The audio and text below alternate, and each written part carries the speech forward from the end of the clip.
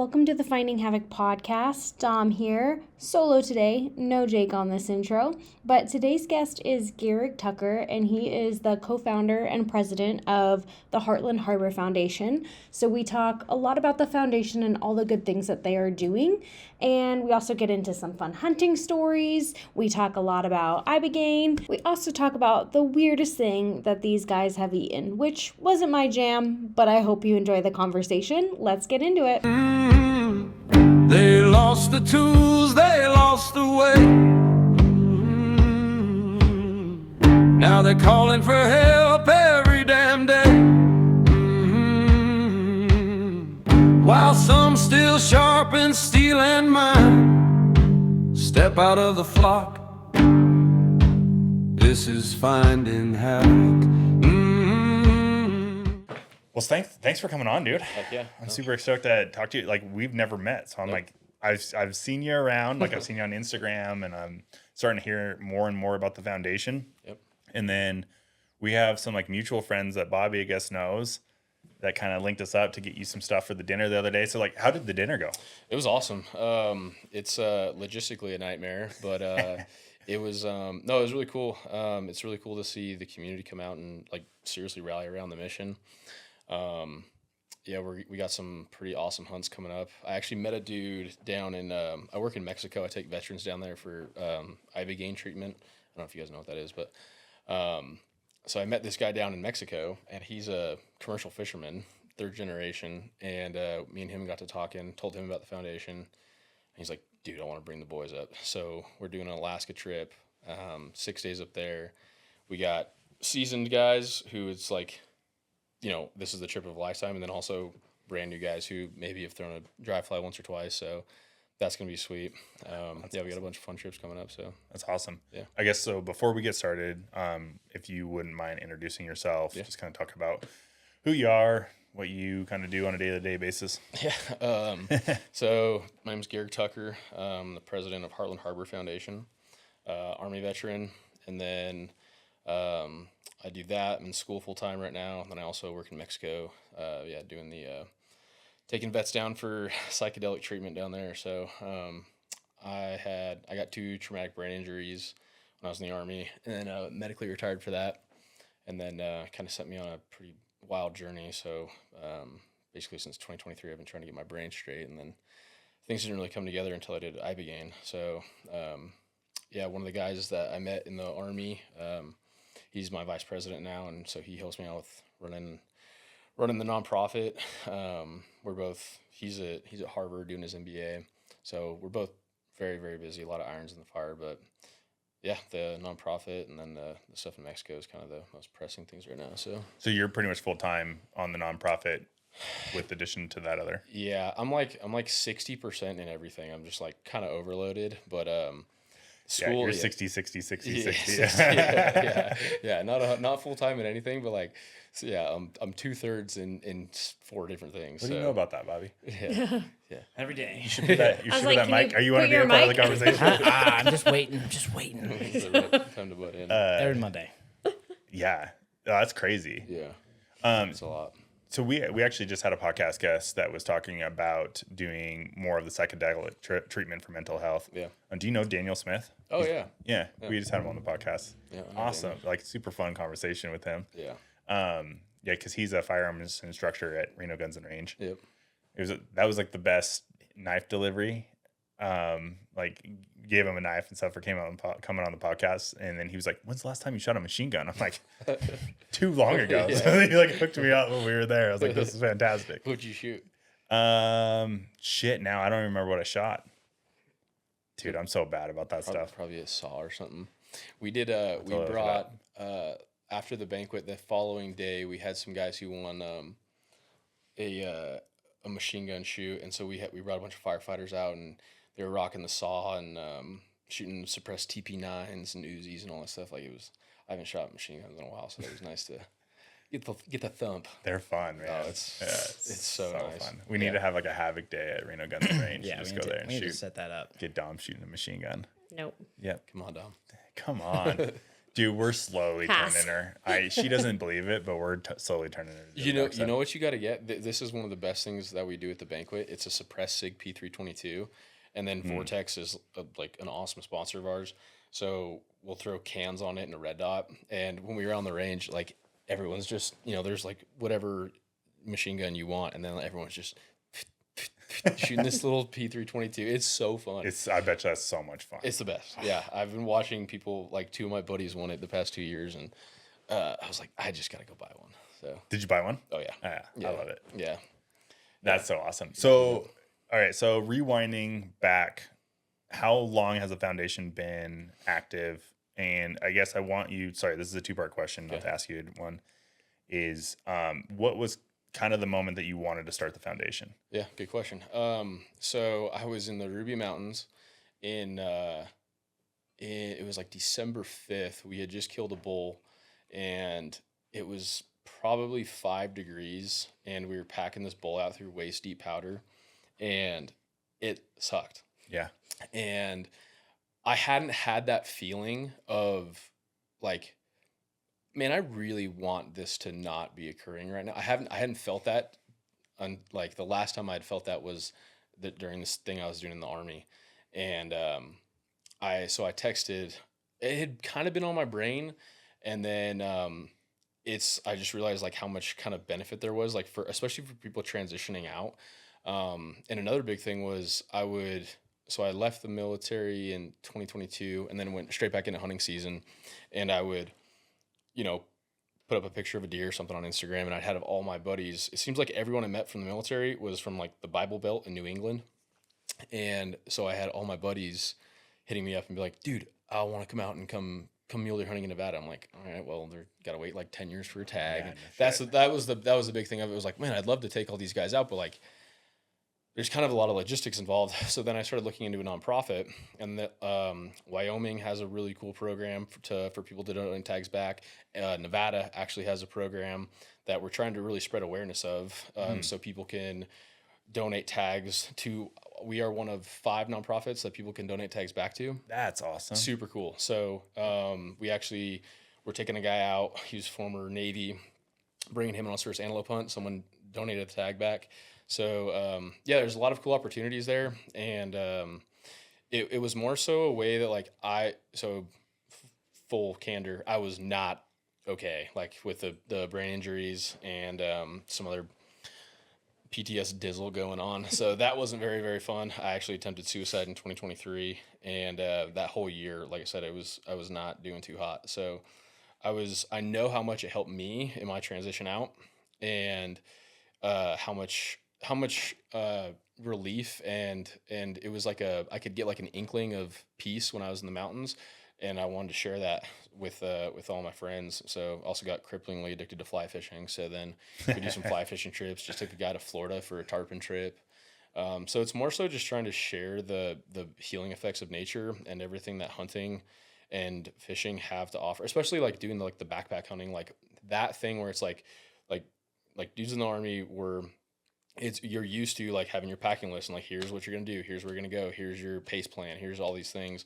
And you can take that and apply that same thing into hunting. And it's a known, but it's different. It doesn't have like the same, it's just a more enjoyable form of something very similar that you were already doing in the military. So there's a very big carryover there. And I think that's another reason hunting is blowing up, because there's it's not just about like, oh, I shot this animal. It's like, there's a lot more benefits to be had that like truly can help people in a time where they legitimately need help. So from like a give and take standpoint, it has a lot of give. It has a ton of give. Yeah. Mm-hmm. I mean, yeah, I get it. Yeah. There's even just being out in nature alone. You don't even have to be hunting, but just like the act of being in nature, like getting that much sunlight in a day 100%. Yeah. So, there's just so many benefits to be had. And I'm trying to share that with everybody. So. Yeah. Real quick, like how does this whole tag back situation in Nevada work? So if I were to say give back my cow tag that I have, can I choose your nonprofit specifically to give it to? Yep. Yeah. So Very you would cool. basically,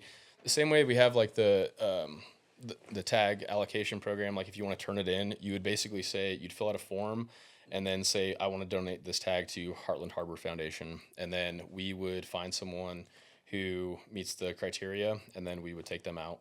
So the only caveat is you do lose your points. So So I still lose my points. yeah, But, that's the I mean, I think that that's a small price to pay for a donation, unless I had like a sheep tag that I've been 23 years. No, last year there was 2 sheep tags and a mountain goat tag that got donated back. Yeah, but I mean, some of those guys though, they're 75 years Exactly, old. They can't hunt it anymore. Well, yeah, and you draw that So mountain what- goat tag, and you're looking up in Lamoille Canyon, and you're Yeah. like, I don't know if I can do that. I'm gonna go chase the Himalayan snowcock Yeah.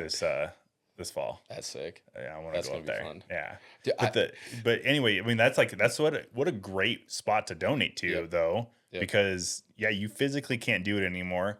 You've put in thousands of dollars pretty much of like entries. Yeah. Like I don't know, that's a super great donation. It is cool, and it is cool like to. It's gonna be because this is gonna be the first hunt that we do it with, so it's gonna be cool to see.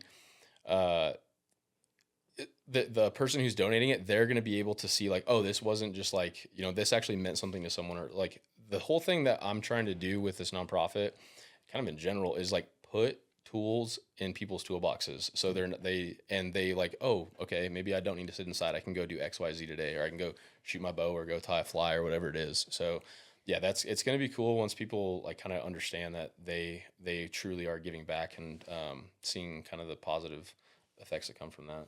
So Yeah, that's super awesome. Yeah. I didn't even know about that. And most people don't. Yeah. Is it on Endow's website somewhere? It is. Yeah. You kind of got to look for it though. That's the lady who runs that program. Her name's Chrissy Rose. She's awesome. And so we're trying to kind of push the information campaign about that because even like a lot of hunters don't know that thing. No. Maybe we'll like put a link on our website or something sweet. for that, right? To like the right spot or something. Because Yeah. like, what a cool thing. If you can't hunt and whatever, for some reason, Yeah. Break a leg. that's the place to put it. Yep. There was a lot of. Did you see how many antelope tags there were in the second draw?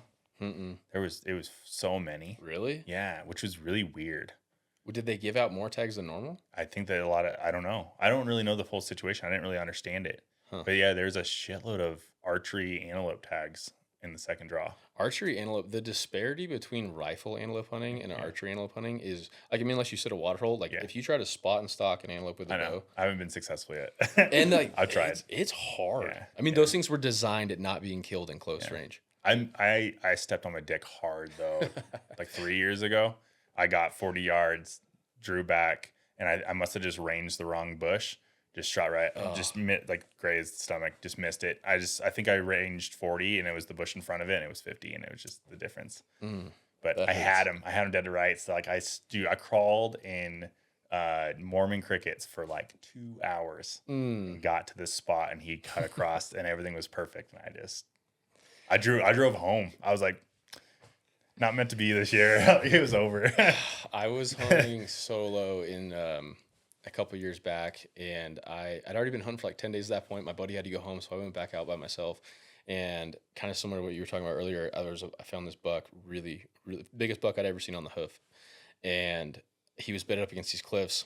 And I was by myself, had to do this big long stalk to get the wind right. And I drew back, came over the cliff. He had got up and fed when I did my stalk.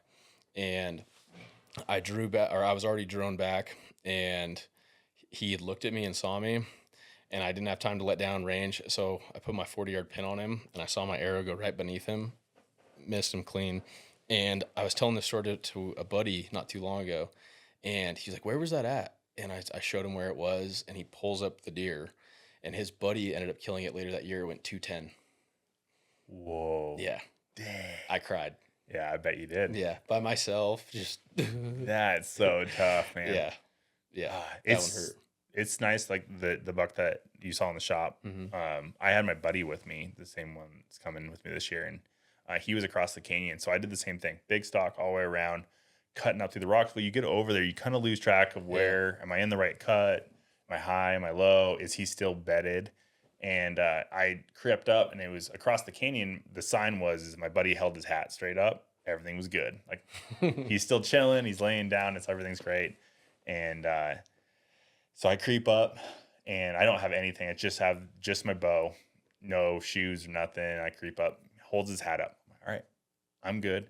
And I thought that I was higher than I thought I was. And when I started moving forward, I saw his nose sticking out, and I was 8 yards from him. So I just like Whoa. backed up and I just like knocked the arrow and I just started ranging all the bushes in front of me. Just be like, he's going to walk right here somewhere, like plus or minus 10 yards. So I ranged everything in front of me and I knew classic Nevada buck, right? In those cliffs, sitting in the shade until the sun comes over. Yep. And then they get up, they feed down into something else. And it was 20 minutes later, sun hit him. He stood up, took like 3 steps out, and I heard him stand up. So I drew before he even walked out. And he just 8 yards, boom. It was so good. Like, Yeah, it gives me goosebumps just talking about thinking it. about it. That's the cool thing about archery is like you have to, like, that thing where it says like, hey, think about everything that can go wrong right now. It's like you just have to shut that off. Yeah. And it's hard. Yeah. It's so hard. But it's glorious when you do it. Oh yeah. Oh man, I went on probably 75 stalks before I killed my first buck with a bow. Yeah. This was that was my 3rd season before I finally got my mule deer.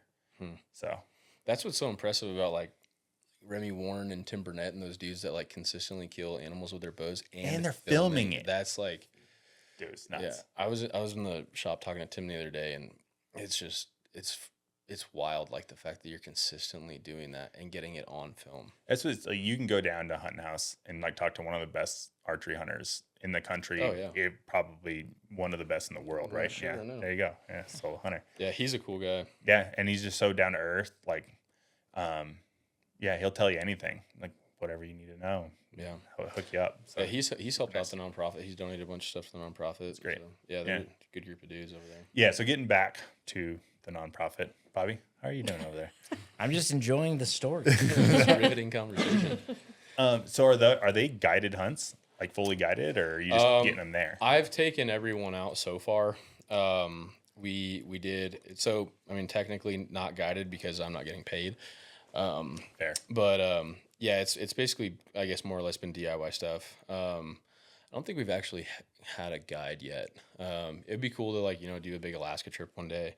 But yeah, we haven't paid for anything like that. So it's more or less just me and the boys taking folks out. So it's cool because like I said, Vortex they've been so awesome. So everyone that comes out, they're getting kitted out with full Vortex stuff. I would be cool to work with a company one day for camo. I know Born Primitive is that they've done a lot of cool stuff for the military in general. They did like $1.5 million, or maybe it was like $12 million, and they paid off veterans' medical debt.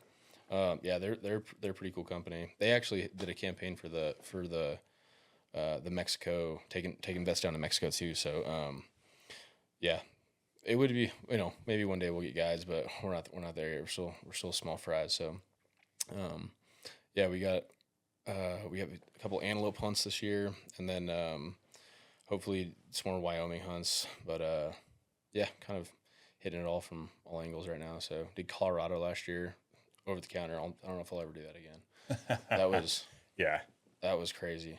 Not even hard. Just like seeing that many people. Just the zoo. Yeah. Well, I saw some of the most unethical. Yeah. I mean, like maddening. Like if I was not here representing my nonprofit right now, like I'd be in a fist fight.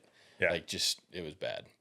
So It's wild out there. It's crazy. So my dad and my brother hunted Utah. Same thing, general like over the counter tag deal or something like that. And it was, people were like passing them in the ditch and their side by sides because they weren't going fast enough or whatever. It was just dog eat dog. It was wild. That's like, I was talking to my buddy about this the other day. I was like, if you could, we were watching Sportsman's Channel, and this guy he drew back on like a 300-inch bull, and I said, if you could like stay in Nevada, like nothing about your life changes, but like all of a sudden it instantly switched to an OTC type, and like you were, if you see a 300-inch bull, you're gonna shoot it. Like, would you take that, or would you do like the Nevada where it's like, hey, every 15 years you're gonna have a bull tag, but like you might kill, a 380-inch bull.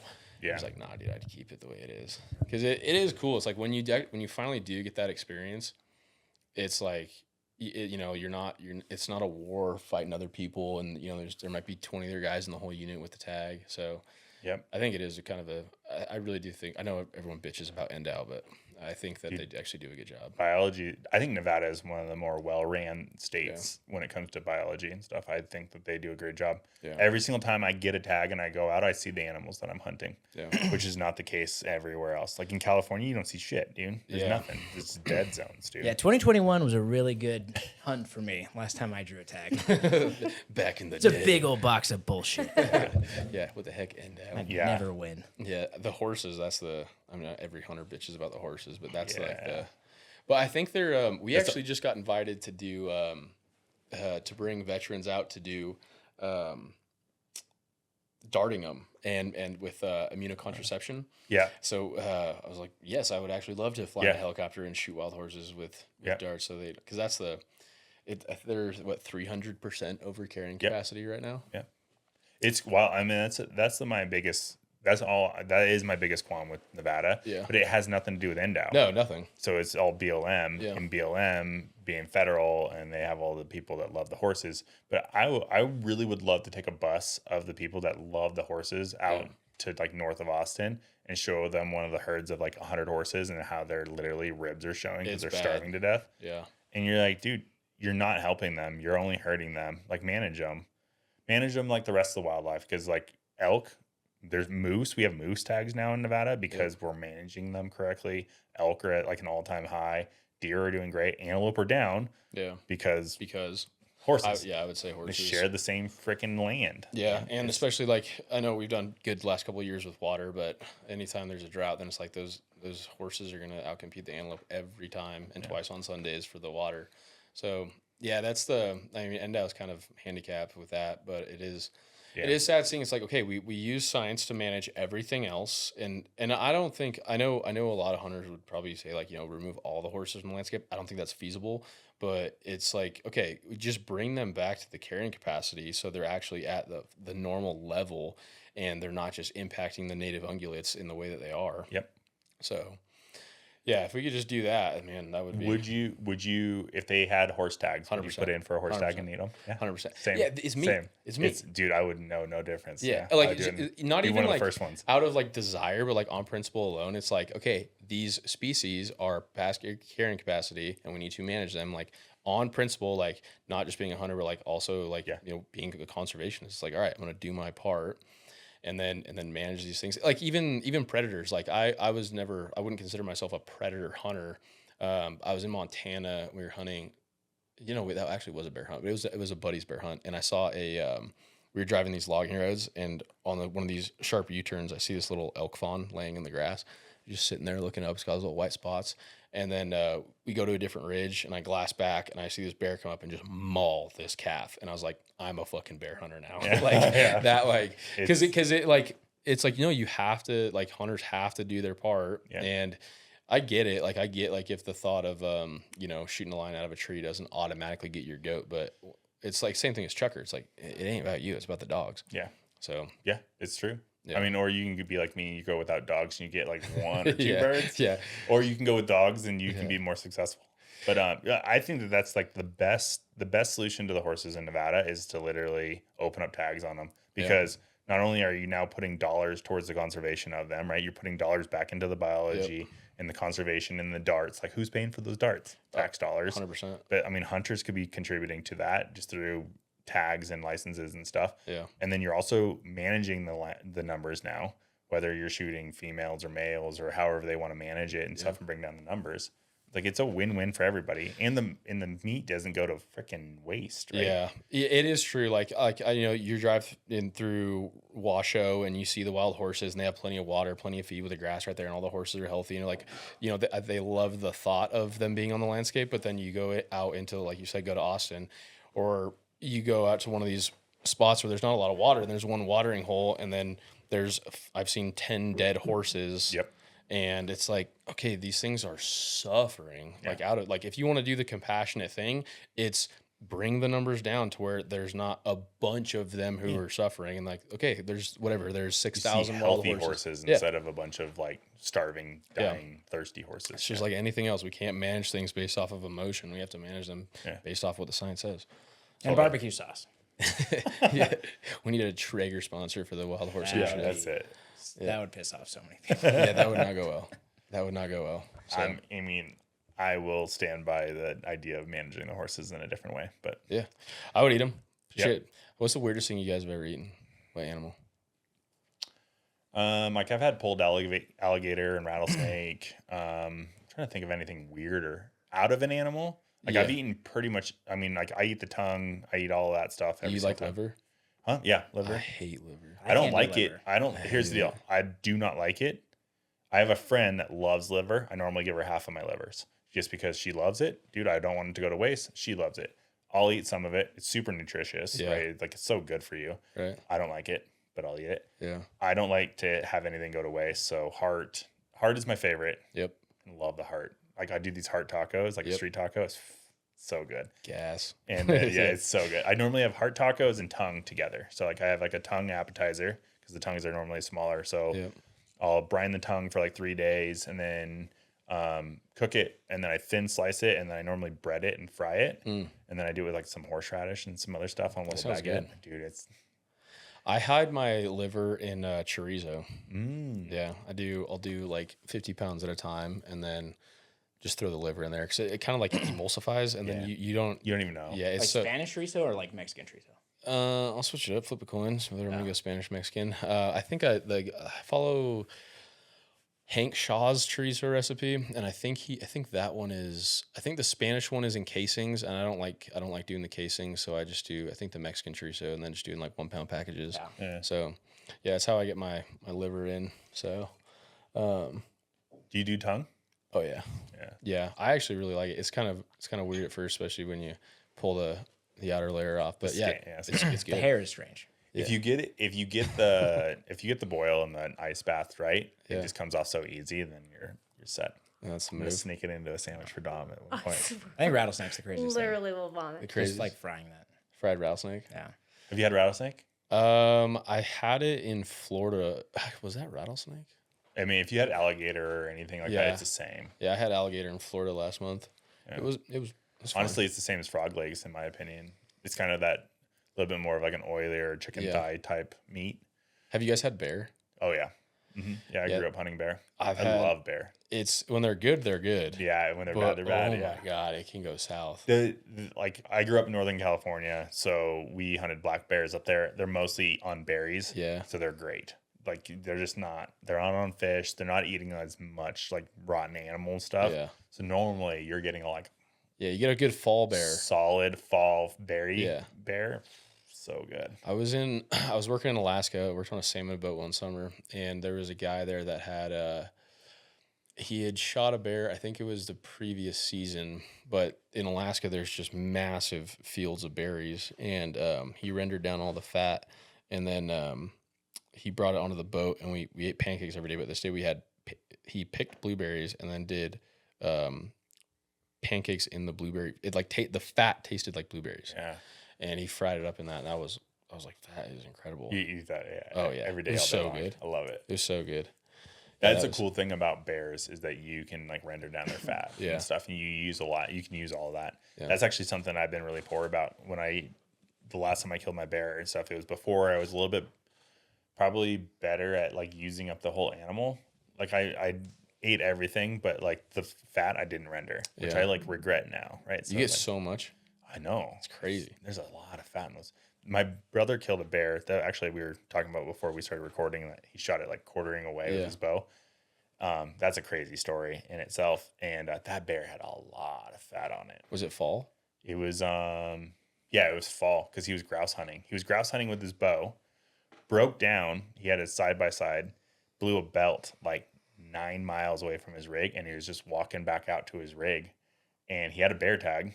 So he's like walking, all of a sudden there's a freaking bear next to him. So he shoots the bear. Beautiful shot. Bear turns around, pretty much runs right back at him. He jumps in the ditch, placed a really nice shot. And then he finally got service, called me. I went up to get him. Somebody broke into his truck. Oh shit! They like broke all the back windows out of his truck to get like a bunch of stuff out of his truck. And so, dude, it was like a crazy thing. So I'm like driving his truck. It's got glass everywhere. Get him. He doesn't even care because he just killed his bear he's tag. So fired he's up. on cloud nine. Like I think that actually get back to the foundation stuff. That shows how meaningful these outdoor experiences are. Somebody broke into his truck and stole a bunch of stuff out of the back of the truck, and he did not give two shits about it. Yeah. He was so excited that he fix filled the his window bear on tag. Monday. We went out, got the side by side, came back down, got the bear taken care of. It went, of course, down into this giant hole, Hellhole. and it was cool, super cool. Anyway, that bear it was full. Like it was. Was this in Cali? Yeah, it was in California. Were there acorns near you? No, it was I guess like gray eagle. Do you know what gray eagle Oh is? yeah. Oh okay. So on this side of the farther north. Sierras. Yeah, this side. Yeah. Okay. So yeah, no acorns. That bear, I think, was an older bear. Had like went kind of the opposite. Yeah. I think if my brother would have scored its head, I think it would have been in Boone and Crockett. Really? Dude, that bear's paws and its head were so huge, but its body had like shrunk. But he was still healthy, a lot of fat. He was ready for winter. Yeah, he's getting geared up Yeah, for he was it. getting geared up for it. Shit, what was I just gonna say? Dom, you having fun with all this like hunting talk? No, my stomach is like, ugh. What? Makes you It's talking uncomfortable. about what you guys are eating. You're like, lolling? oh no. I'm trying to think of anything else. What's the craziest thing you've eaten then? Probably porcupine. Really? Oh, I haven't had porcupine. Yeah. I feel like that wouldn't be that bad though. No, it was good. How do you prep that? So this was when I was in Alaska, and it was funny.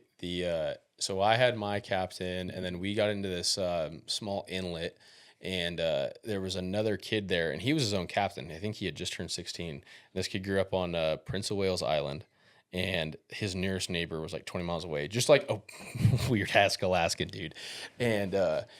We met and on the dock, and he was jigging for halibut, and we kind of hit it off, and he's like, hey, anyways, we didn't catch anything, so he's like, I'm roasting a porcupine right now. You want to go eat a porcupine? I was like, what the fuck? Sure, dude.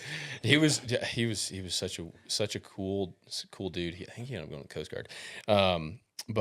Yeah, he was a strange cat, but yeah. Did he have a mullet? I porcupine. feel like that story requires a mullet. Dude, so when I met him, he was wearing like $5 Big Five flip flops, and then the floral board shorts. He had a cut off red sweatshirt, and so we eat this porcupine, and then he's like, "You want to go look for deer in the mountains?" I was like, "Yeah, sure." So we walk around. We just walk into the forest right there. You guys ever been in Southeast Alaska? No. It is like shockingly thick. And so we're walking through the forest. This kid's in his flip flops, and he's like, look at that grizzly mark right there. And I got a picture of it. I mean, it was like that wide. And I was like, okay. And I had a breakdown Ruger 1022, and he had It's gonna take a lot of those. yeah. And I think he had like a 357. So we're walking around the mountains, and we hear this all this brush breaking, and I'm like, hey man, what the hell is that? And he goes, I don't know, let's go check it out. So we walk over there, and it's this deer, and it's just mangled, and it's flopping around. It's not dead, but you could tell something just attacked it. And he got this look on his face, and I was like, what is that about? And then we keep walking, and we hear something else. Same thing, all this brush in the going crazy. Same thing, it's mangled deer. And he looks at me, and he goes, I have bad news. And I was like, what? And he said, we're in the middle of a wolf kill right now. And I was like, what do you mean? And I guess they'll go in circles and just knock 'em down. kill a ton of shit and then come back and feed on it. That's what he said. I don't know. Fact check me on that. But yeah, there was a bunch of mangled deer. And I'm looking at my 1022. I'm like, how about we head back to the boat, brother? Yeah. This is, not ideal. So yeah, that was a wild experience. The whole time up there. So That's crazy. I feel like we could talk about hunting shit. Yeah.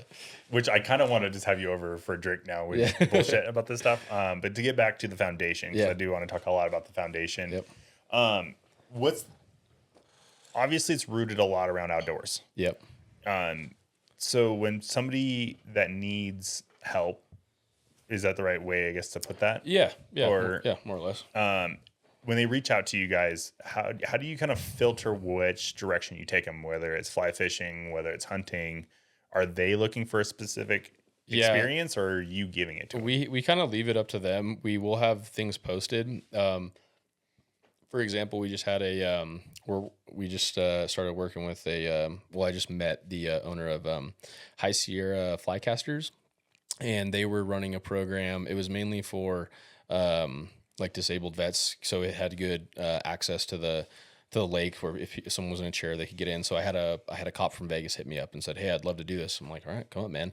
But then there's other things where I always try to tell folks, if there's something that you want to do if there's a trip that you've always wanted to go on, if there's a species you've always wanted to target, like let me know. And if we have the funds to allocate towards that, then we'll try to make it happen for someone. So it's not just like we do have certain trips structured throughout the year, but we also want to give people like, obviously, you know, I'd love to take everyone on a fly-in caribou trip in Alaska, but Yeah. if funds allow, then yeah, it's kind of a question that me and my VP go back and forth with, is like, do we try to do a couple trips a year and make them the absolute trip of a lifetime, or do we try to make as much contact with as many people as possible? And I don't know that we've necessarily found an answer for that, but it's and I don't even know if there is a right answer, but we're trying to help as many people as possible. And then if we do one life-changing trip a year, then that's pretty cool. Like last year we did one of the guys I took down to Mexico,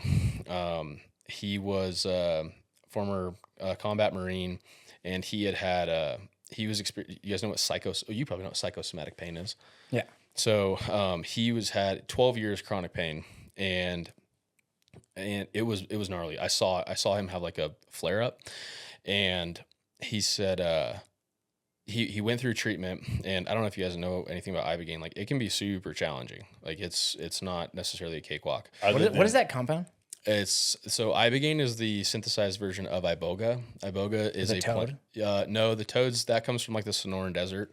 Iboga comes from West Africa, so Gabon, the Congo, and then is it Sierra Leone where the last one's found? So it's a root, and they take the Iboga, the chemical inside of Iboga, and then they synthesize it, and that's Ibogaine hydrochloride. That's the compound that we work with in Mexico.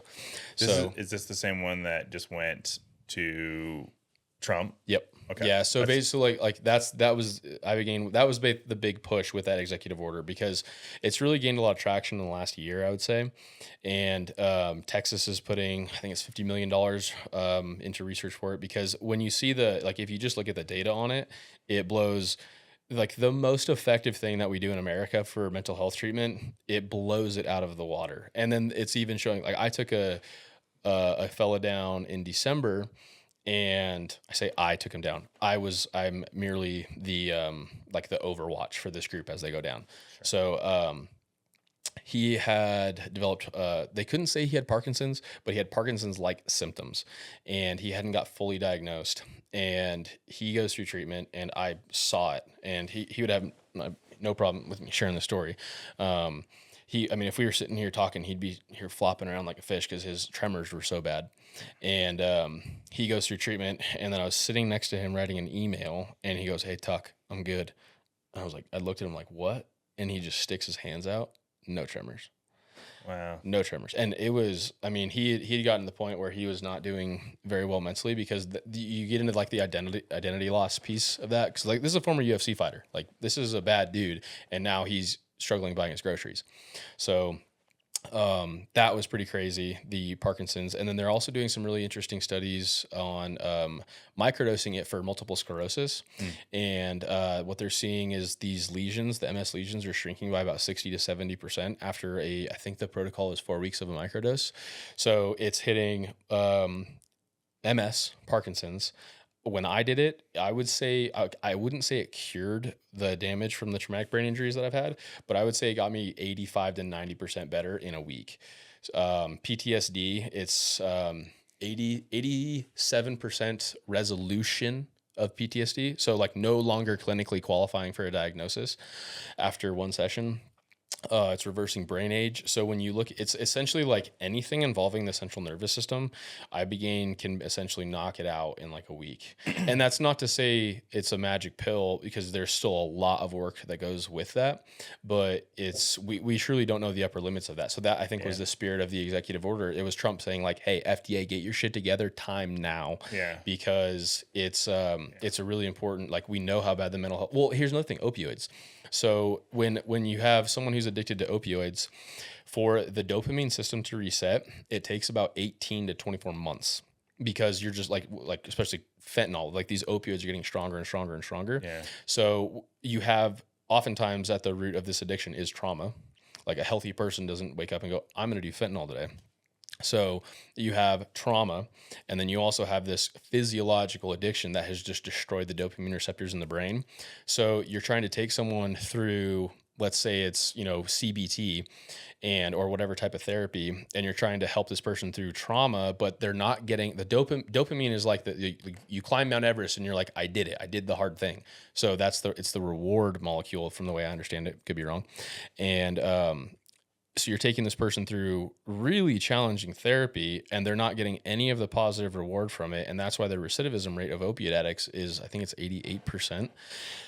And with Ibogaine, what we're seeing now is it's 48 to 72 hours for the dopamine system to reset. So, I mean, I met one dude down there, and I mean, he was gray. Like, this dude was on death's doorstep.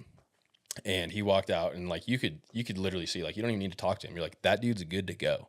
I'm sure he's going to still have his struggles and his things along the way, but it brings you back to baseline. So it doesn't seem like, if you're working in a massive negative, then to try and, it's like you can't see the light at the end of that tunnel. And then what we're seeing with Ibogaine is, and others like psilocybin has phenomenal data. MDMA is essentially as effective as Ibogaine for PTSD. So Stanford came out with a study couple of years back on that. So yeah, it's a really fascinating conversation. And we're truly in like the golden age of exploration for it, because we don't know what the upper limits of it are. And For the MS, is it like are the lesions on like the myelin sheath and it's shrinking that? I'm going to say I don't know. But I do know it would be cool to actually, it's a mutual friend of me and Daniel's, hear the actual science behind it. You know who else? Burton Tabak. He's a neurologist in Carson City. He's the guy to ask about that, because he actually just did a study. He had there were 3 people in the study, and he microdosed iboga, and it was really, really effective. I'll send you the study after this, but Burton Tabak, he's like the most compassionate. I've been in the hospital a lot in my life, and he is the most compassionate provider I've ever crossed with, and also probably like the smartest dude I've ever met in my life.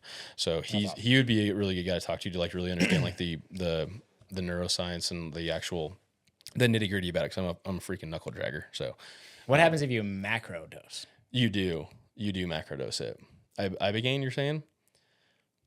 Oh yeah. Yeah, that's what you do. You don't micro? You no. just go full tilt? So his microdose study that just came out, that was the first microdosing study that's ever been done on Ibogaine or on Iboga. So the protocol that in Mexico is, you microdose. And the reason for that is, are you familiar with the term neuroplasticity? Yes. Okay, so Ibogaine has the longest neuroplastic window. So ketamine is like 48 hours, and I think psilocybin is like 2 weeks. MDMA is right around that time frame. Ibogaine can be upwards of 90 days. So you have this massive window to make effective change during that time period, and that's where you see people really grow, because you could have this crazy Ibogaine experience and talk to God and have this completely transformative experience, but then if you don't take those lessons and apply them afterwards, then it was useless. So does that make like learning more efficient if you're taking that stuff? Think about it like you have a baby brain. Yeah, exactly. Yeah. So we actually encourage people to look into things like learning a new language, playing piano, playing guitar, doing something new, because your brain is in a malleable state. The analogy that's frequently used is like a snow globe. And if all of those, let's say you've made a consistent decision around a certain topic time and time again for X amount of years, well, the beauty of psychedelics is that it's like you shake that snow globe up, and then it's like a fresh coat of snow. And then so to make a new, let's say you struggle with, you're very self-critical, and you want to make a change in that realm. And so when you catch yourself being like, oh, you stupid son of a bitch, you're like, no, not doing that. We're going to like reframe it. And then the barrier that you have to go through to make that new decision is drastically decreased. So that's the beauty of psychedelics, is it's not necessarily about the experience. It's as much about the integration and the implementing change based off of that. So that's the cool thing about Ibogaine, is that window, that length of time to where you have like this baby brain where you can absorb so much information. That window is very, very long. And I think that's why you're seeing, when you look at the data of it, especially the longitudinal data, like it's it's showing some pretty profound potential, and that window is a critical piece of that. So That's exciting. Yeah, It's I like crazy. the baby brain part of that, right? Because Yeah. it makes it so much more clear on like what's actually happening. Right? Yeah, it's just fresh. It's very tracks. fresh. Yeah. Like when I got back for like, I would say for about 6 weeks, I just felt like a Belgian Malinois. Like I was just like, give me work. Like I can do, like I could feel my brain. Like literally I would feel like this like tap in my brain for like you chomping? weeks after. Oh yeah. I was snarling at the walls and stuff. I'm learning so much. Yeah. Look at me.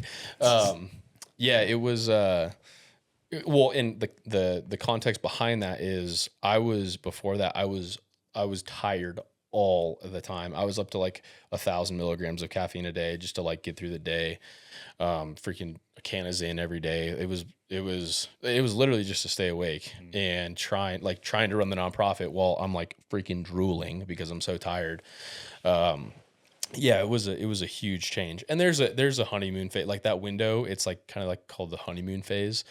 And when you like settle back to baseline, because there is, you're in that window and you're like, oh my gosh, I'm changed forever. Everything's going to be great the rest of my life. It's not reality. But you settle back into a baseline and you're much higher from where you were before that. Do you develop like tolerances? I guess in theory you could, but I mean, most people aren't doing Ibogaine frequently. Like my experience was unbelievably challenging. Like the thought of even doing it again for a year and a half was like, I didn't want to do it. Exhausting. It was exhausting, but then also like it was the hardest thing I've ever done. Like it was very cerebral. It was very intense. Like something, I think one of the reasons, and now caveat, this is not everyone's experience. Sure. Everyone has a drastically different experience. And I think one of the reasons that mine was so hard was because I was so dang stubborn. And it was like, all right, you're going to sit in this freaking bed and you're about to take what's going to come to you. And that's kind of what it felt like. It started out peaceful. I'm like, it felt like I was on a beach. I remember seeing this like, like little Corona commercial with the coconut tree overhanging the water. And then it was just like, is it similar to like DMT? No. Ibogaine's weird because so most medicines work by turning something off or turning something on. And when I was down there in December, there was a professor down there, and his name was Dr. Dalibor Sames, and he gave a quick presentation on it. And the analogy that he used was the nervous system being like the traffic in Times Square or like New York City, like just the grid, and there's all these individual traffic blocks occurring at the same time. And thinking about that as the brain, Ibogaine, what he speculates is that it modulates it at the upper and lower levels, and selectively and intelligently sends certain so the 4 neurochemical transmitters, GABA, acetylcholine, dopamine, and serotonin. Everyone, if you think about like a pie chart, everyone has a certain disposition to certain neurochemical transmitters. So what it does is it sends certain transmitters to the brain, but he used the word intelligently. He said there's like, we've never seen anything like this. And it's like, it's a freaking plant from Africa. It's a root. It's like logic says this should not be happening. Logic says you shouldn't eat this plant and your Parkinson's goes away. Logic says like, I shouldn't have had the experience. You have to synthesize it though, right? You don't have to. Or so the traditional the Bwiti tribe out of Gabon, I think they just actually protected it because it's getting so much traction right now. But no, they do it, and it's like a traditional ceremony. And they actually they'll like grind up the bark, and then. But I've heard some dudes being down there for like you're experiencing it for like 48 hours. So because we synthesize it because we know exactly what dose we're giving, and because there is a very real cardiac risk with it. Okay. So like mushrooms, like you couldn't eat enough mushrooms to kill yourself. Like MDMA, like don't do MAOIs. Like it's not. I'm not telling everyone to go do this, but like generally speaking, most psychedelics are fairly safe. I love this. Yeah. Ibogaine, you have to be under medical supervision because there is a very real cardiac risk, and it'll pull the magnesium away from your heart, and you'll become bradycardic, and your heart will stop. So all they do is give you an IV. I mean, you're hooked up to an EKG, blood pressure cuff. There's a nurse sitting at your feet the whole time. It's like very, very. It would make Americans feel very good sitting at it because it's very Western in terms of like the medical side of it, very safe. But then there's also like a lot of the hippie woo woo shit that goes along with it, and it's crazy. One of the craziest things I've seen is we do this. It's called a Watsu massage. You're basically in like a 95-degree bath, and it's funny. You'll have a Fox News or Fox Nation came down and did a documentary on a couple of my guys while we were down there. And in the documentary, you see this dude come out of the Watsu. This is the guy with psychosomatic pain, which I need to finish that story. You see this dude come out of the Watsu, and he was like, it's like I was back in my mother's womb, and he just falls into my arms. And I'm like holding this dude. He's like 6'6", freaking 260. But I've heard that all the time. I hear that consistently is like, I felt like it was back in my mother's womb. And there was like some sort of like metaphysical rebirth occurring. What are they doing back there? Well, what is going on during this massage? I do a lot of dude, it's literally this like, I don't know, 100-pound little Mexican gal, and she's just like moving your body around, but you're doing it after Ibogaine, and it kind of stays in your system. So you are, you're definitely not high, but you still have that going through your system. And it's pretty wild that what comes out of that little massage, or like some people, we do a breathwork session on one of the days, and like you'll just see like crazy transformations in like some of these things that you would think were. I mean, I fully went back into like an Ibogaine experience when I did a massage like 48 hours after. It's like she was pushing that stuff through my lymphatic system, and then it was like I was back in it. It was nuts. That's so much. I mean, that's amazing. There's like other options than just benzos for people that. Oh yeah. Well, and that's the thing is, Americans think about medicine as like something that comes in an amber bottle from someone in a white coat. And when you hear these doctors down there talking about it, it's like they like bring you your medicine, and it's in capsule form. And so it's a blend of the thing that we're missing in America is that we totally negate the soul. And that part of it is completely disregarded. And so we're like, patients in America are looked at as symptoms, like what symptoms is this person experiencing? And the soul behind the symptoms is completely negated. And I mean, this guy was the same guy. He was so hyper focused on his blood pressure that he couldn't. I mean, it was like when you see someone dealing with what we would say like, oh dude, that is so irrational, but it's like a 7-year-old. Like, you're not going to convince a 7-year-old that like XYZ thing is not important. Yeah. And that's what this guy was experiencing. And to tie this back into the nonprofit, he was, going through this crazy experience, and he was so in his head about his blood pressure. So I had this doctor come in and explain the correlation between chronic stress and elevated blood pressure. And this guy had been inside of a medical system. He'd had 2 spinal surgeries, and he'd been inside the medical system for over a decade, and no doctor had ever explained to him, hey, if you're chronically stressed, if you have trauma, that can elevate your blood pressure. And so he had this immediate relief. And I think it was the next night, he was kind of working through some things, and I noticed a theme of fear coming up for him. And he was, I tried to kind of think about something to get him out of his head. And so I said, Tyler, if you go anywhere in the world with your family right now, where would you go? And this guy instantly was like, Montana, I want to go to Montana. I'm like, all right.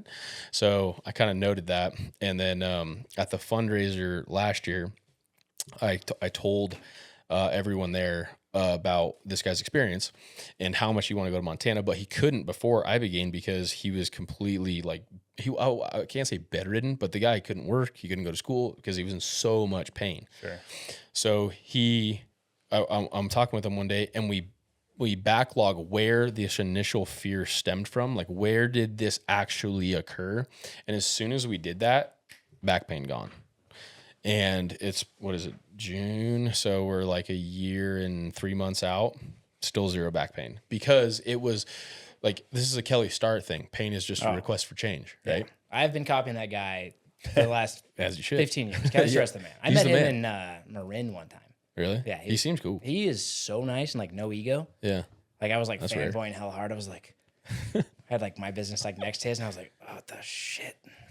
Supple Leopard was all posted up. He was like, what are you doing? I was like, not copying your tool design. Yeah. He's like, this looks familiar. I was like, it's different. It's got a little wave right here. So different. And he was super cool. Like he lives in Truckee. He does? Yeah. I didn't know that. Yeah, him and his wife, they do all of the Ready State stuff up there. Oh, that's cool. But like when during COVID, like they shut their gym down and they just switched everything over to their like online colleges. Oh, I didn't know that. Yeah, he's a super nice guy. Yeah, I've been following Keller for years, but I took that from him, that pain is just a request for change, because it applies to the mental and emotional side too. Like if you are dealing with a bunch of stuff and you're not addressing that thing, then that's what psychosomatic pain is. It was an emotion that he was feeling manifesting as physical pain. Because you're trying to like connect dots. And if you don't understand what is going on, you're going to try to label it. Yep. And that's why he had 2 spinal surgeries, and the doctors were like, dude, your spine's fine. He's like, okay, well, my pain hasn't changed. So I got to stick your fingers in their psoas as hard as you can. Yeah. Screw you with that. So Bro, that is like 80% of my business. Like that. Ugh. The psoas. Do you have the so right? No, I got these. Yeah, and he like puts his fingers to your back. Ugh. It's awful. It's romantic in like I say it's the awful, worst way. but you feel so much better afterwards. It's Yeah. horrible. So I'm surprised you people give me money started for that. going down the road of where I was going to try to tie it back, which is, are you planning on trying to tie in that part of your life with the foundation like directly? Not directly. I think it's good to have a kind of a clean break there. Because I mean, if we go to a donor and we say, here's what we do, then that's completely separate. Now, that's not to say there's not carryover, but yeah, I think I'm going to have a clean break there between the work in Mexico and then the nonprofit. Just different. But the nonprofit came before the work in Mexico, actually, right? Yeah, it did. Just to like avoid stigmas. I got that from your timeline as you were telling the story. I was like, that's interesting, because I thought it would have been the opposite. Yeah, it actually started officially in 2023, and I think I took one guy to Wyoming that year. Or was it 2024? I think. Well, this was our second banquet, so we've officially been going for 2 years now. I wouldn't say it's about the stigmas per se, because I think that is really, really changing. But it's more so just in terms of like the mission. Like if like the mission of Heartland Harbor is to use the healing effects of nature and camaraderie and physical exertion and those things as a tool. But it's like I said earlier, it's a tool in a toolbox. It's not, they can definitely complement each other. But I just think they're different. There's a lot of carryover and they can work symbiotically together. But yeah, it's more so just to kind of there's different tools for different jobs. Exactly. Yeah, just different mission sets. But again, they have a lot of very very similar tie-ins. Like the same way that we try to gear people up. Like we don't just like send people down, they get blasted and come home. Like we're doing 4 weeks of preparation with them. We're doing the integration afterwards. Like the same way when you draw your tag, you're gonna go shoot your bow. You're gonna go check out your rifle zeroed. You're gonna make sure your pack's squared away. You're gonna go start training. So there's a lot of carryovers and a lot of similarities. But yeah, I think we'll keep them separate. So. Yeah, that's super cool. But yeah, we ended up. I asked that dude if he could go anywhere he wanted. He said Montana. So the nonprofit paid for him and his family hadn't been on a vacation together in 12 years, and literally like the life of his children. And we flew him and his family up to Montana, and he linked up with the guy he deployed to Iraq with.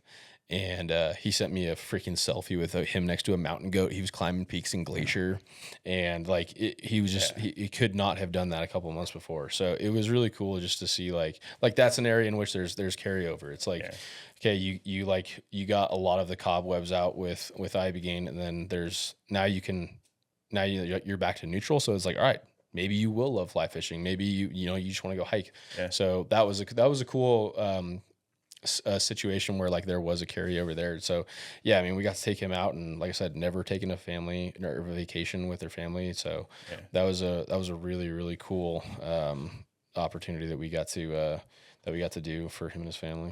That's actually, so you just brought up the family thing, which I think is one of the coolest parts of the foundation, is that you're including the family, which is so rare, because like normally it's so focused on the individual. I guess, was that just something that naturally kind of came about, or is that something from the very beginning you were like thinking like, I want the families to be involved too? Yeah, it was from the beginning, because It's not like the person, like, let's say whatever this is, if this is a, veteran or first responder, it's the families are carrying that weight just as much as they are. And maybe it's a little bit different, but I tell you, being in the military, like one of the groups of people I gained the most respect for that I just didn't really fully comprehend was the wives, and seeing them hold down the fort while, we were out playing Army, and all the roles that they had to fill and how much more stress that they took on. So yeah, it's I from the start wanted to include that because they are they're sacrificing just as much. I would say more so because for like basically all my friends, like it wasn't like they didn't meet in the military. It was like, hey, like some of my best buddies were like one of them was a CEO of a marketing company in San Fran. And then now he's doing Army stuff, and that's not what he was when they met. That's not when the they got agreement. married. Yeah, That's not the and so agreement that they exactly, signed she's earlier. like, "We're doing what now? We're moving to where? And you're doing what? And what's a deployment?" So, yeah, that I really gained a lot of respect for the wives, and just wanted to create a space for them to get to experience kind of healing and all that stuff as well. So, One of my closest friends from childhood, he's been in the Army. I want to say for somewhere around 12 to 14 years now. And he met his wife in the middle. So he actually met her. He was in North Carolina. I think North Carolina, Fayetteville. Yeah, He's in North Carolina. Yeah. So he was in Fayetteville. I actually went there because he met her there. They got married. So I flew to North Carolina. They got married in Fayetteville. And then he's been in South Korea, Japan, Hawaii, California. So, I mean, they're just like classic, like military family moving around. And she's had a kid in North Carolina, Japan, and Hawaii now, which I was like, man, what a stud for her to be like, I'm just going to follow you around essentially. And I'm going to just have kids hold down the fort. And they have 3 kids now. To be in Japan and have a kid in a place that you don't speak the language, I think is insane. The kid have dual citizenship? I don't know. I don't know how that works. No, I think you're on theoretically U.S. soil. If you go down the I street. think it depends on the country. So certain countries, Well, it like, doesn't matter. You don't have a birthright. With U.S., if the other country recognizes dual citizenship, then the U.S. will too. So like Canada, like my wife is from Canada, so my son has dual, so he's Canadian and U.S. But I think if the country doesn't, then you don't. like But I reciprocity. don't really know though because like I think that they're still having the kid on base, so I don't really know because I think theoretically I don't know how that soil works. I don't know. That's actually a really good question. I feel like I'll ask him actually. Japan I'll probably text him. wouldn't, just because you never hear about immigration stuff going on in Japan. Well, I don't think that Japan would in general, but Yeah. I think for like I don't know, if he was in Canada or something like that and they did, I don't really know if the kid was born born in Canada or if the kid was born in U.S. Like, Is that like being on sovereign base. soil? yeah, Like that's why I was like, I don't really know because like it's like I don't know if it's like embassy style. yeah, that makes sense. You know, I don't know. I'll have to ask him. Pull it up, I'll Jimmy. ask him. No. You got to ChatGPT that. Yeah. But yeah, but that made me think of that as you were talking about. I'm like, man, Yeah. Sarah's such a stud because she's just like I can't imagine. She didn't ask for it. It wasn't like she was like looking for a guy to go travel the world and have all these kids around. She's just a super great mom, and so it's ironically too is that his family lives in Montana, and he's like he already has his eye on this like couple acre lot. He's like, the second I'm done, we're going up there. I'm gonna retire up there. I'm gonna just get a little small job, and we're gonna just live in Montana. I'll raise my kids in Montana. So it That's kind the of move. circles back around to the foundation and stuff. There's something to it. So, and I think that the family aspect, just reconnecting the family. Yeah. He's been very fortunate. I think he did 2 tours. They were shorter, and there was a little less disconnect.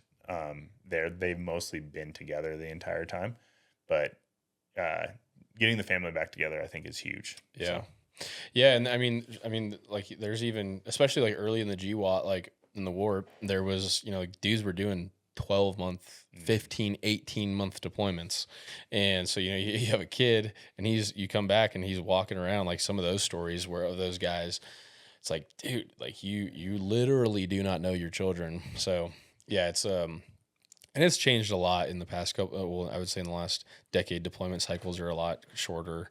But yeah, it's yeah, to get back to the treating the families like because they need support too. So because they're sacrificing, like again, I would say just as much than the guys doing it. So yeah, we want to make sure that we're ensuring that we're covering down on them and giving them a shot for the things that they want to do and including them. So yeah.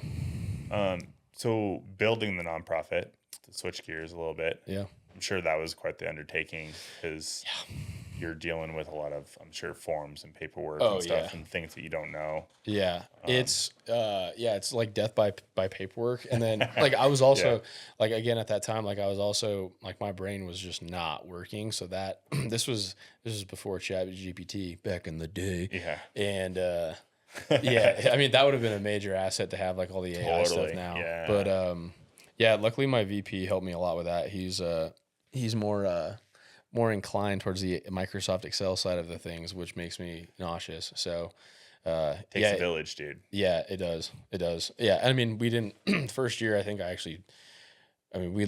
definitely lost money doing this so far. So it's been interesting, but yeah, building a nonprofit, it's weird. Then like the rules of nonprofit, like people just like you'd think like there's so many different things versus normal business, and like everything is it's so different. Like we literally auctioned off a opportunity to come volunteer for us at our banquet.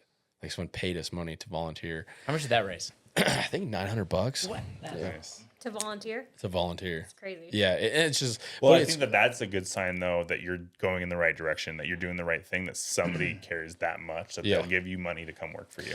Yeah, and it is cool because like last year it was honestly kind of weird for me because at that point in time it was just a theory. It was like a vision that I had because we hadn't really like done anything. We didn't have like any hunts filmed. We hadn't had the evidence to like show the crowd, and it was like, hey guys, I have this vision, just trust me with your money. And it was cool to like see like this year just kind of reflecting on where it was last year, and then being able to show like there's a video on YouTube about Tyler and his family, and being able to show that at the banquet and seeing just kind of everyone in the crowd, especially people who were there last year, like it was just a cool moment for me. So, because like I said, I was basically just asking people to trust me with their money, and then kind of seeing the change we've made. I mean, I've had a couple guys tell me that knowing that there was a trip coming up, that kind of kept their mind from going to a dark place, just because you have that thing to look forward to. So, yeah, it's not about hunting. It's not about fishing like that. Like killing a mule deer on its face is not like a life-changing thing, but it's more so, I think a big element of it is that there's something to be said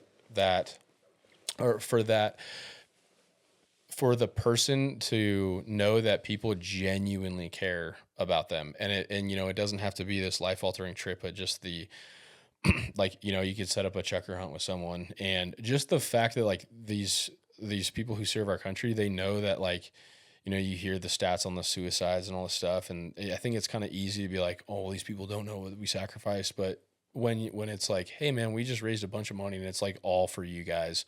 I think that's another element that we try to convey, is that like people genuinely care about you. Mm-hmm. And, I mean, I know what it's like to be in that really dark place and to not want to be here anymore. And, to kind of do our part to mitigate that as much as we can. It's just a really cool, like, I'm truly like honored to be able to do it. So, yeah, I don't get anything out of it. Like I said, I've lost money doing it. So, I'm just honored. Your first year, you had like a really big kind of high profile person like jump on board, didn't you? Yeah, it was I heard Rob the story and I Riggle. freaked out. Did you guys do like Rob Riggle was our guest speaker. Did you like raffle off something to go to like the Catalina wine mixer? Dude, it was funny.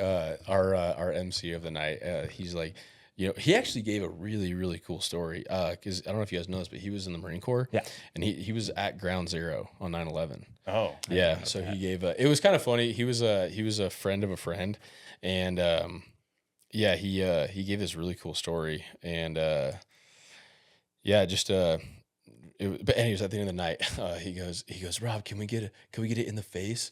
And then Robert was in the face. And like, Nason was all fired up. Mason's so funny. Yeah, it was cool. So like I was getting shit in this shit. Like, who's gonna be your guest speaker this year? I'm like, is Rob Riggle coming back? I'm like, sorry guys, That's it's me. hard to like Rob top Riggle, that. yeah, first year Yeah. Rob Riggle's Out our the guest gate. speaker. Set the bar a little high. Yeah, God. we kind of jumped out of that one a little That's hot. so what a cool testament just from that guy to like come up to Reno, jump on something that he has like involvement with, and just come be supportive. Yeah, it was. That's amazing. It was crazy. It was like, man, what is going on? Because I like the whole night I'm running around like I have no clue what I'm doing. I genuinely don't. I'm just figuring out how to run a banquet and a nonprofit, and like we're just gonna figure it out. But it was, I think that's just life.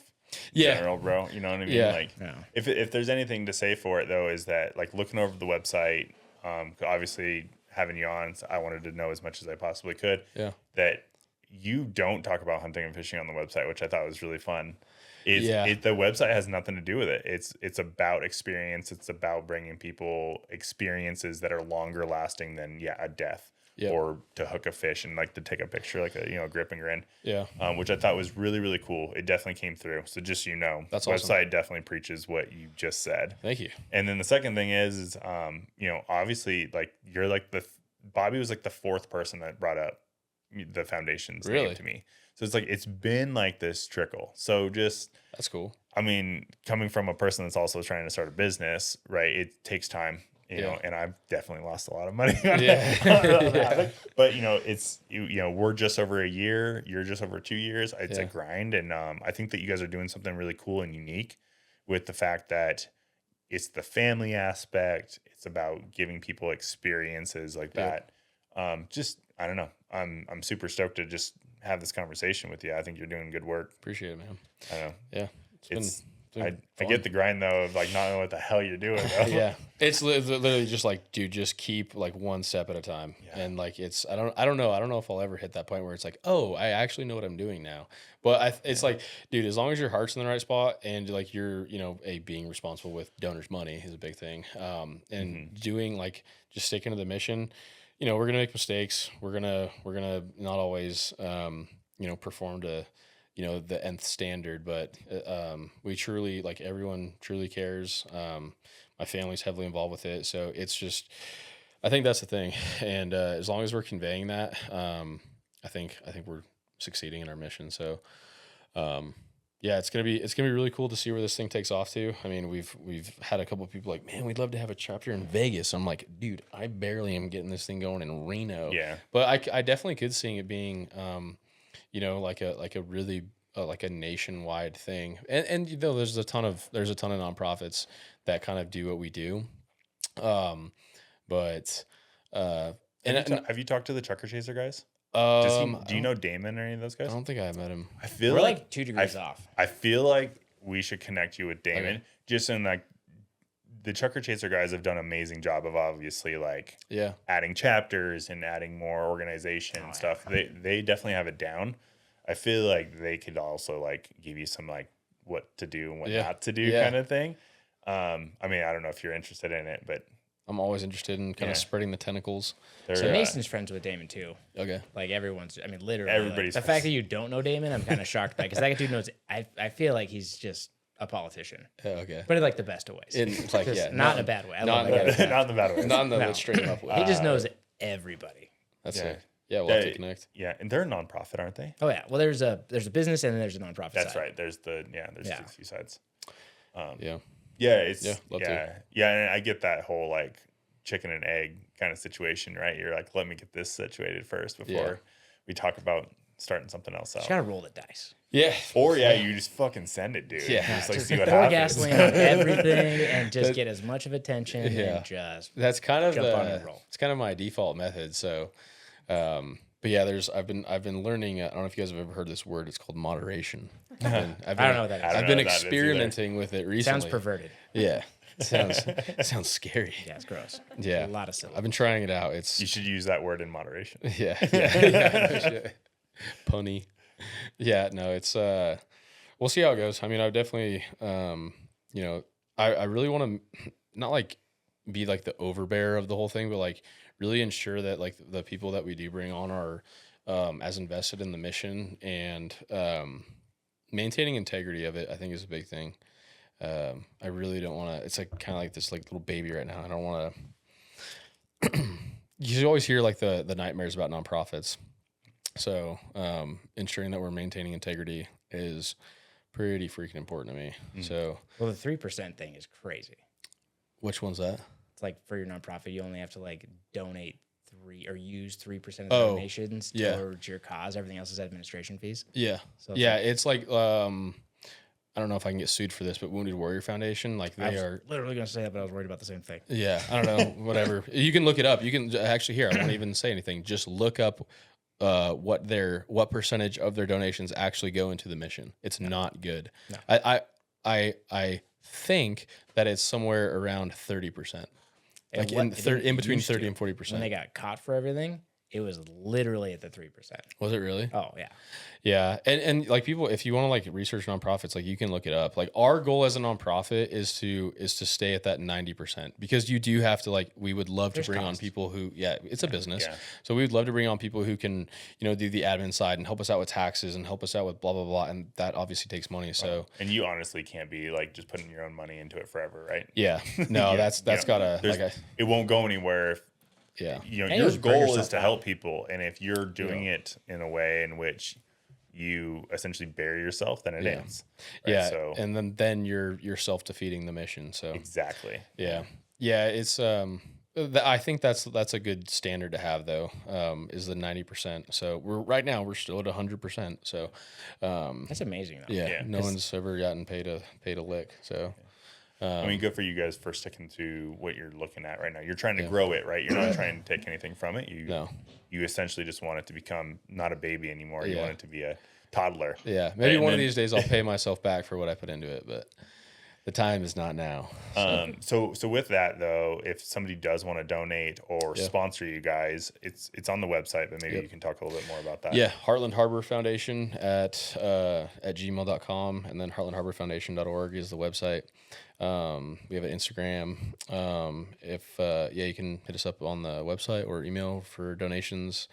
And then if anyone's interested in doing a trip, you can hit us up on the website too. There should be a spot to submit a form. So we have a couple of trips coming up. I would like to do, one of my things I'm really biased towards, I'd like to do like some backpack fly fishing in either the Sierras or the Rubies, do something cool like that, kind of, because the fly fishing in Nevada is very underutilized. I would like to do something like that. And You should be careful saying that. I know. I said it and I was like, edit that, cut that out. Yeah. I can edit it out. She's just gonna cut out where you said. Yeah. Like to do Just fly like, fishing. The fly and fishing Yeah. is You just got to have like a underutilized. roast beef. Yeah. You just go left and Yeah, what the hell did he beef. say? But I would like to, let's go to California. We'll use their resources. Yeah. Go up there and go try and find some golden trout or something like that. But Yeah. do like a extended, there's some really cool loops you can do up in the Sierras. So, whatever, if people have ideas or if they want to like get a group of, let's say there's a group of firefighters in Vegas and they want to get together as a crew and go striper fishing on Havasu or whatever it is, like we can get creative with it. And like I said, if we have the funds, we can, because our goal is to go into the next banquet with $0. Yeah. We're trying to That makes spend sense. all of the money that we have. We're trying to, like, we'll set some aside to pay for the venue. Other than that, we try to go into the next year broke. So we're not trying to make money off this. We're trying to send the money towards what we actually say we're doing. So, when we just want to help out as many people as we can. So, How much money did the HAViK Knives raise?